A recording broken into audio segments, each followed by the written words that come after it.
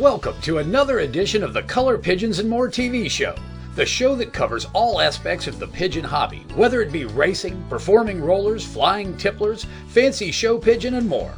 Interviews with well-known pigeon breeders, breed profiles, loft construction and management, pigeon health and treatment, show coverage, genetics, just to name a few. Watch, learn, and enjoy, and now let's go to our host, Danny Joe Humphrey, and see what this show is going to be about. Hello, I'm Danny Joe Humphrey, and today marks the 25th show of Color Pigeons and More. Can you imagine that? We started September the 1st, 2011. Hard to believe, it really is for me. We've got a good show for you today. We'll be doing a loft profile with a good friend of mine. In fact, he's kind of my traveling buddy, and we're going to go to his loft. He's just added on and refurbished his show loft. Show you his racing homer loft also, and his birds. So we want you to stay tuned. In addition, we're going to have another clip.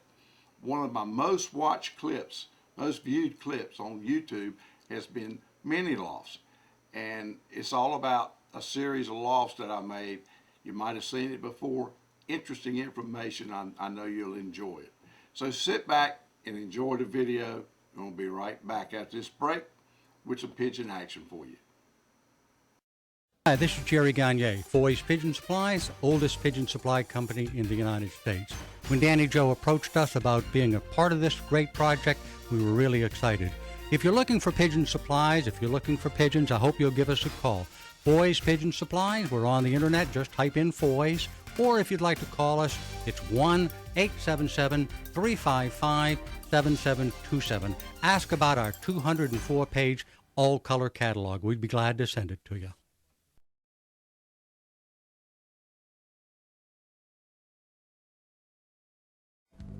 Color Pigeon Lofts featuring 28 breeds of fancy pigeons, high-performance Turner rollers. We have birds available at all times.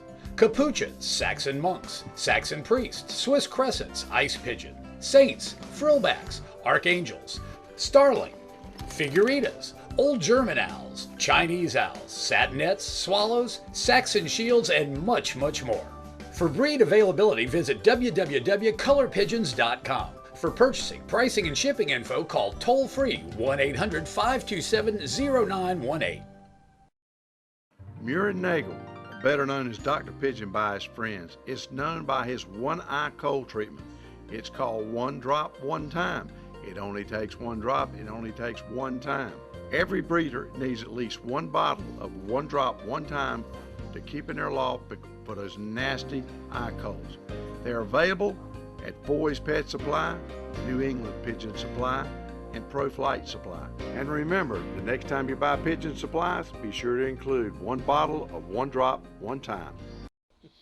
Okay, I got with me a longest pigeon friend, John Kinney. John lives in Kinston, North Carolina with me. We both grew up in Kinston, stayed here all our life.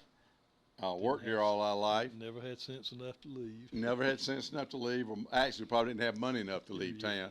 You have to have a little bit of money to leave town unless you're on the run. You don't need money when you're on the run.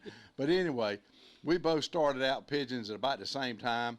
And I'm going to let John tell you how he got started and how his pigeon hobby has advanced over the years. Tell me how you got started. Well, a fellow named Gene Grant many years ago was going out at nights in the barns catching wild pigeons, and it just got me enthralled, you know, and so I had to go get me some too, and I was probably about 12, 13 years old back then, and it just progressed ever steadily from there. How long did it take you to move from the barn pigeons to something else? It won't long. As soon as you found something. As soon as I seen. Who were some of the people we knew back then? Well, probably at that age, the one that had the most effect on me was Thurman Gray. Thurman Gray, yeah. I know you remember him. Yeah, I ran remember the grocery Thurman. store. Yeah, sure do, down on Capitola. And then Louis Dupree, he was in there with us. Yeah. He had pigeons. Yeah. And the Temple boys, Henry Temple. Just saw him not long ago at our 50th class reunion. How about that? Henry and his brother Herbert, yeah, too. And then let me think. It was me. And I had Steve Smith got pigeons. And There was another boy lived behind Lewis up there. Lewis lived on Craig Coleman. Was it Craig Coleman? Craig Coleman, he was younger than us, but he had pigeons. It might have been him. Did it live behind him? Well, Lewis lived on Cary, and Right. the other boy lived on West Road there right behind him. I don't know, but I can remember those days. We had our bicycles, and we had a little old fruit basket. We take that fruit basket, put 2 or 3 pigeons on there, Yep. ride over to your house and see what you had, and then we'd let them out, and they'd go back to the other guy's house because none of us lived far enough for them to stay there. But it was something that we were fascinated with. Like you said, you can't explain it. You know, I always like to ask people about it, and it's in your blood. Because nobody really knows. Even the people you out there listening, you think about why you got in pigeons, and go back and really think about it, and it is kind of weird. You know, whether it's genetic or whatever it is. Well, I don't know. I don't believe it's genetic. My daddy never had any interest in them. None of my brothers or sisters, and since then, my son and daughter have no interest in them. Grandson, so Right. I guess Nobody in my family either. If it's genetic, it's something in the woodpile back there. There's some other genes in there you ain't been told about. Right. But anyway, we do know that there's a lot of us got started the same way we do. We don't usually start late in life. Now, after you started dealing with pigeons, you said with Thurman, what did you go to from there? Any and everything, mostly the fancy stuff, you know, What you which could you find. know how Thurman had mostly. Right. He was the I wonder supplier. where he was getting his stuff from. I know there was a guy in Goldsboro, you know, which, of course, he could drive. We didn't, you know. Right. He could get around, and Right. they'd come swap with him and Right. stuff like that. And we'd go by there and see what he got in new Yeah. or whatever, and we'd swap him. But that was fun. Then you got in racing. When was that? That was 1976. I had gotten rid of the pigeons. Probably, I believe I was 16, and then after I got married, I got back into them very slightly in 72, you know, fancy birds again, Right. like I did before. And I had some of these birds that I had to use racing homers as feeders, and that's how I got a few racing homers there. And then Mr. Guy Rouse, his brother owned the house that I was renting at the time, and he come by there one day and saw the pigeon house in the backyard. And Mr. Rouse was a racer, and Right. he come in there, and which I already knew him. He kept books, you know, for different people around Right. town, and so he got me more involved with racing pigeons. And the first race I flew was in 1976. Right. So I had. So you have never stopped then? Since No. then. How many years is that? Well, you know, I would lay out a year, had a Right. bad year, but I mean, I was still involved in the racing, even if I wasn't racing that particular season. Right. But every year since then, I've been involved with it. Right. And here recently, after retiring, I managed to spend the time that's needed And you've been to successful. be competitive. I've been very much more successful Right. in the last 2-3 years. It's kind of funny, people, than but before. John sends me, on the good races, he sends me the reports. On the bad races, he don't send me nothing. You know, when the one down there, his name's down there, his bird got there Tuesday, back on Tuesday, stuff like that. No, I'm just kidding. But he has done a good job, and it proves what you always said. Training is the big deal. Training and being able to spend the time to do it. You Right, know, when you're right. working full time, and just like this morning, for instance, I get up and you can't see the hood ornament in front of the truck. Well, when I was working, that was killed that day of training because you had to go to work. Right. Now I just lay around and wait till the fog lifts, and I carry the birds down the road so they get the Right. training that's necessary, and Right. Right. it really makes a big difference to be retired. Okay, now we're going to fast forward a little bit now. Now we're getting up in here to the most recent days, and we're going to share with y'all a few minutes. John's built a new loft, and tell us about that. Well, actually, it is new, but 2 years ago with Hurricane Irene, one of those pine trees back there fell on it, and I have just gotten around to finishing it, and so it's new and it ain't new. It's Right. it's replacing the one that was busted. So Tell them what you got in this loft. fancy birds. Fancy bird. Is that because you hang around with people like me and go Probably. to Louisville, stuff like that? Well, I tell you too, you know, there's a lot of politics and a lot of crap involved in racing. Right. And way back there several years ago, I said, you know, when I was a boy, I didn't have racing birds. All I had was the fancy birds, and I wasn't spending $3 gallon gas running up and down the road, and I wasn't putting up with all this crap and politics, and I was having a good time with the fancy birds. So I said, I'm going to get back in it, and then if this politics and craps gets too much, I'll just stick with the fancy birds. Right. Well, now I got fancy and racing Well, birds. that's right. You can't get rid of one. But yeah, we've had some good times. I'd been to the Louisville show once, and then we went back. John and I went back in '79. No, 2009. Yeah. Went back. Was it 2010 is when my father passed away. Right. So we went back in 11 and 12. 12. We look forward to going this year. Hope If so, something don't yeah. come up. Well, we do have a good time. What we're going to do now is go outside and we'll show you his lofts and let y'all see what kind of good work he does. So thank you. Yeah, these pins on the end here are the two that I fly out of. This one on the very end is where my young birds fly out of. That's what I'm training right now. The pin right beside is my old bird flying team. And the other four, of course, are for breeding.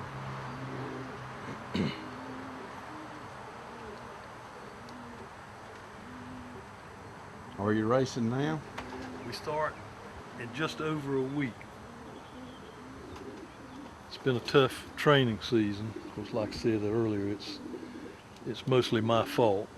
This year I had some problems, you know, trying to get the pin in the back built. Wasn't concentrating on what I needed to be, and it's telling on me now. Well, it'll all work out. Yeah, it works out.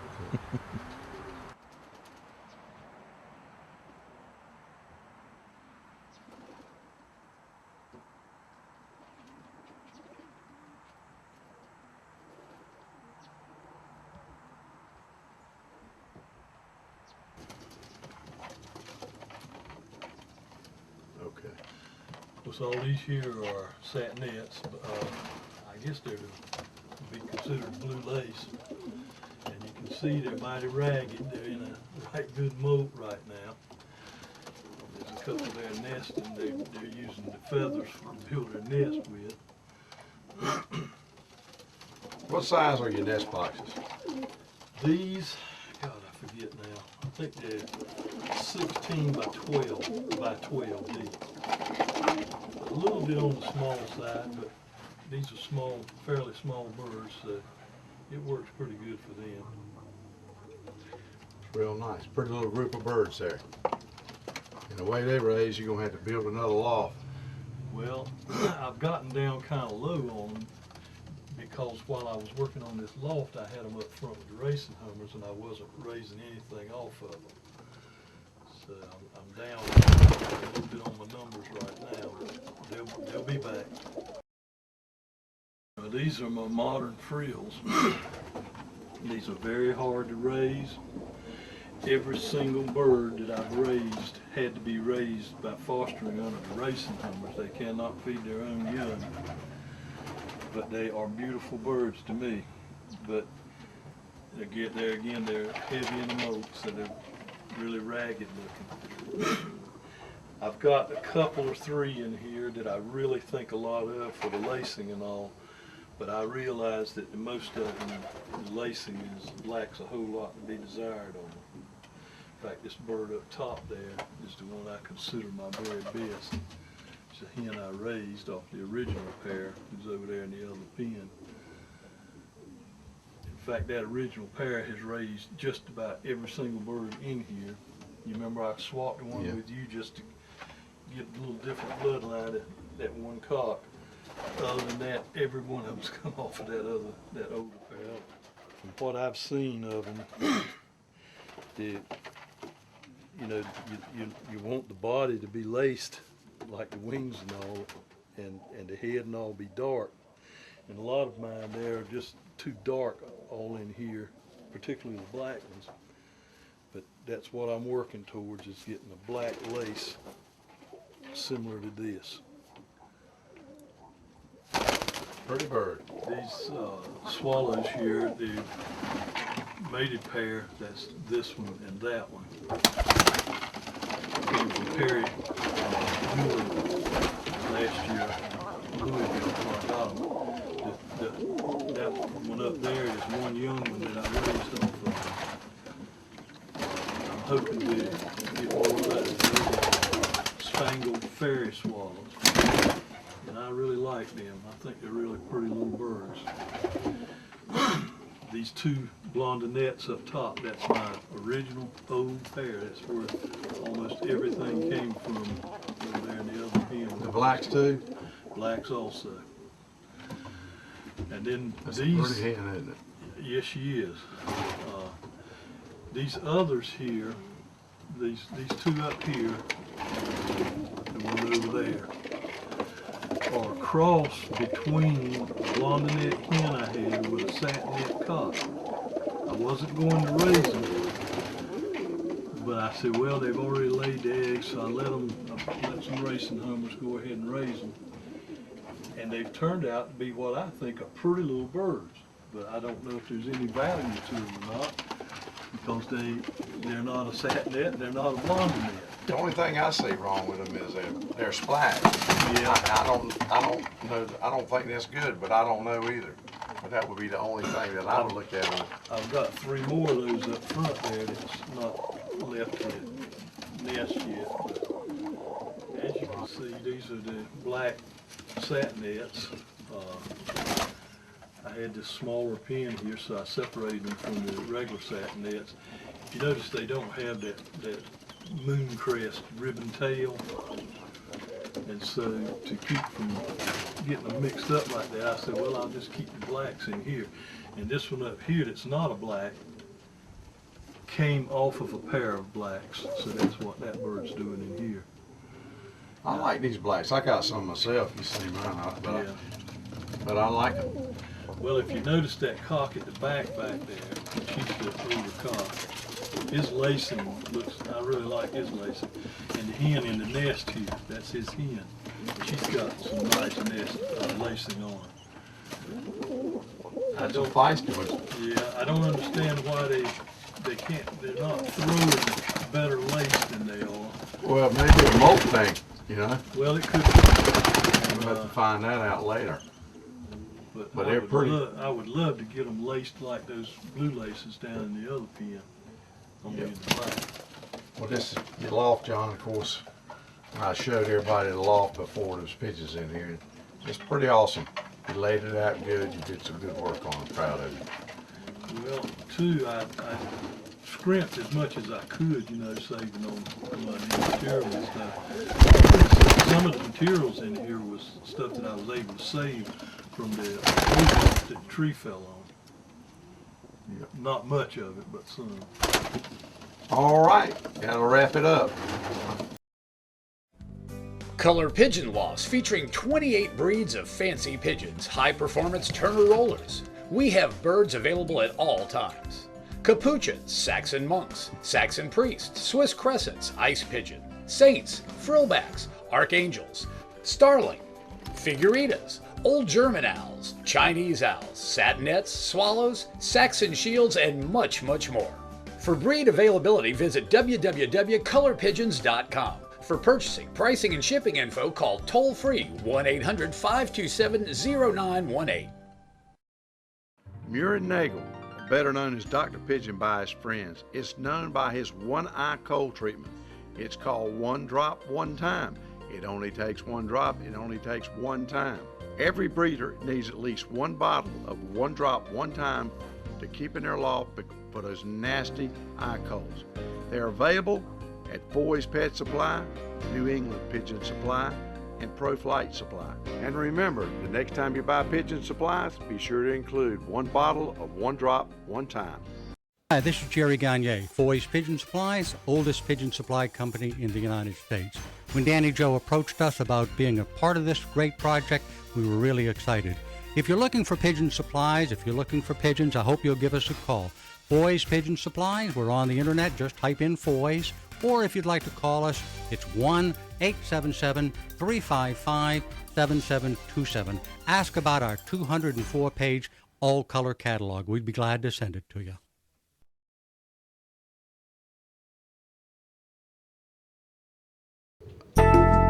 what I'm going to show you here first is some mini lofts. The way these came about is I put up a privacy fence facing the highway per request from my wife. So after putting up the fence, I looked at it and I said, being a pigeoneer like I am, I decided, well, I'm going to make me some lofts. So I made me some mini lofts. They're about 5 foot tall, about 4.5 foot wide. And what I do is I put like 2 to 4 pair, maybe 5 pair with figuritas in the loft. There's the white figuritas there. That's all that's in there. I don't have to worry about them. I put them in there. Everything comes out of there is going to be pure white. And that's what I'm looking for. And notice the cardboard boxes. I'll get into that with you just a little bit later. But the main thing it does is it allows you to put a breed or a color into a place by themselves and still give them that loft atmosphere. Just a pair of baby gold black wings, archangels. There's one there in the back of that box, but you can't see it. There's another youngster. I have 4 pair of gold black wings in that box. Now this is a group of domestic show flights. There's 4 pair of these. I have them in one section. I like these little pearl-eyed devils. Pretty little bird. They're good parents too. This is a marble starling.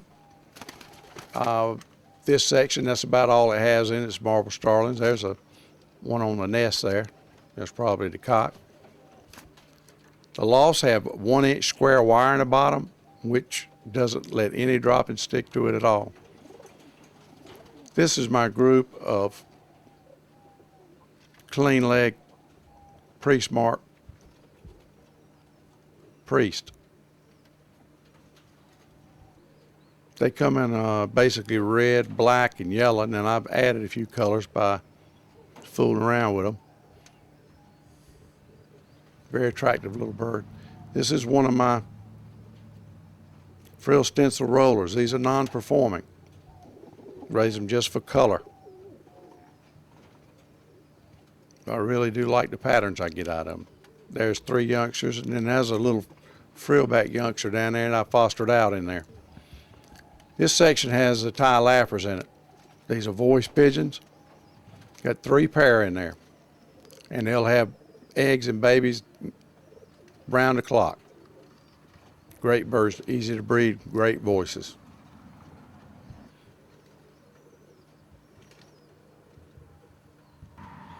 Here's a bluette. It's basically a bluette satinette. Shows the boxes with them. There's little babies there, and Mama and Daddy one sitting on them. And that nest is ready to change. Here's some young birds on the floor that jump down. This is a little group of ice pigeons. That male's about to run that female crazy. A couple of youngsters in there. I got 3 pair of them in that section. This is a clean-headed Saxon shield. Beautiful bird. That's the mother there on the nest, and the other 2 were the youngsters. That's a real nice Saxon monk. Okay, here's one of the lofts that's empty. Got clean, brand new nest boxes in it with the little paper mache nest bowls. And this is the way I work these boxes. Put the boxes in there. The babies get the box messed up. You take the box out, put a new box in, put the babies back in there, and everything's fine. When we put the babies back in there, we add some kitty litter to the bottom of the box to make sure that they can, that keeps it dry in there. And a lot of times we don't even put a nest back in there. Works out good. You need to try this cardboard box. I know it might look cheap, and I guess it is kind of cheap, but I tell you what, it works good because you just take that box out, you take it over there, put it in the barrel and burn it, and that's the end of it.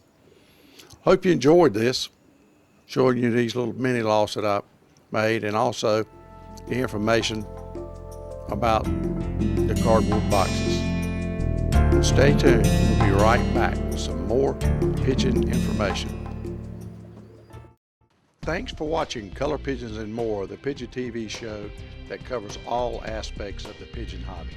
Today's show has been brought to you by Foy's Pet Supplies, since 1887, America's oldest bird supply company.